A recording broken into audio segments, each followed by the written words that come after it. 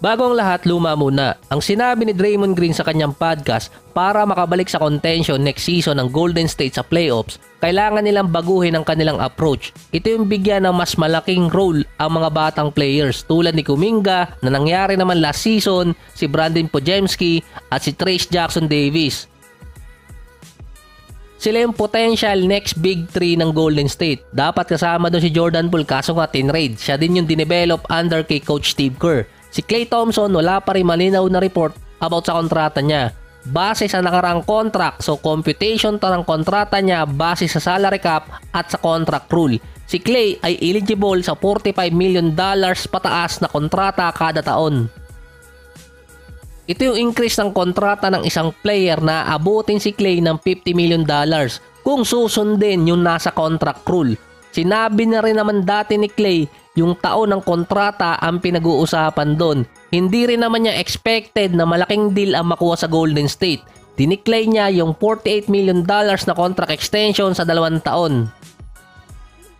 Ang pinaka-ideal na contract kay Klay ay yung katulad ng kay Wiggins. Mahigit $120 million sa loob ng 3 or 4 na taon. Kapag natapos ang kontrata ni Klay, may way pa siya para makapirma ulit.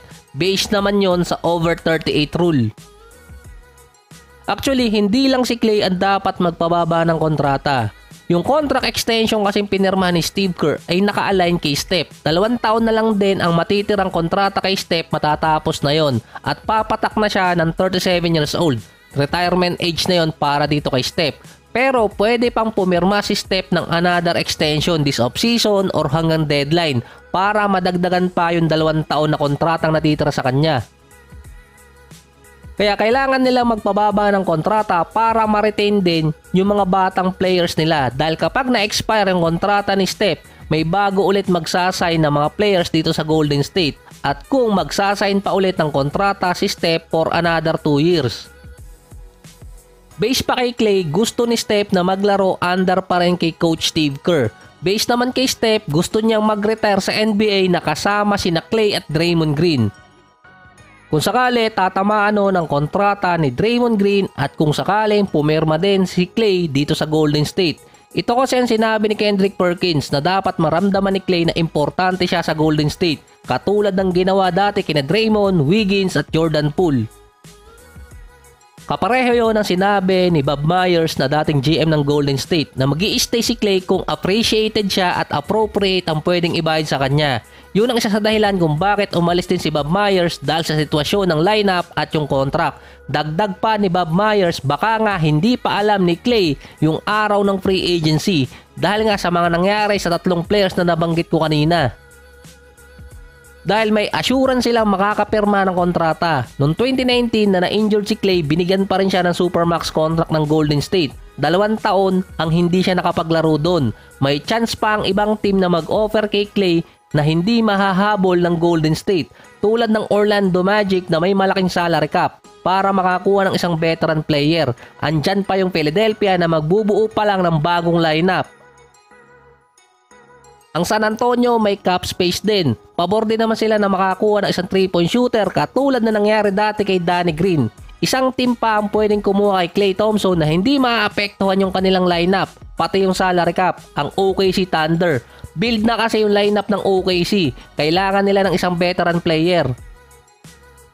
May 2 taon pa ang Thunder bago nila problemahin yung mga taxes at salary cap nila.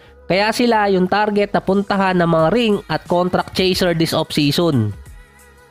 Pwede din nilang offeran si Klay Thompson ng mas malaking kontrata kesa i-offer ng Golden State. Kahit si Paul George pwede nilang offeran ng malaking kontrata or kaya itong si DeMar DeRozan.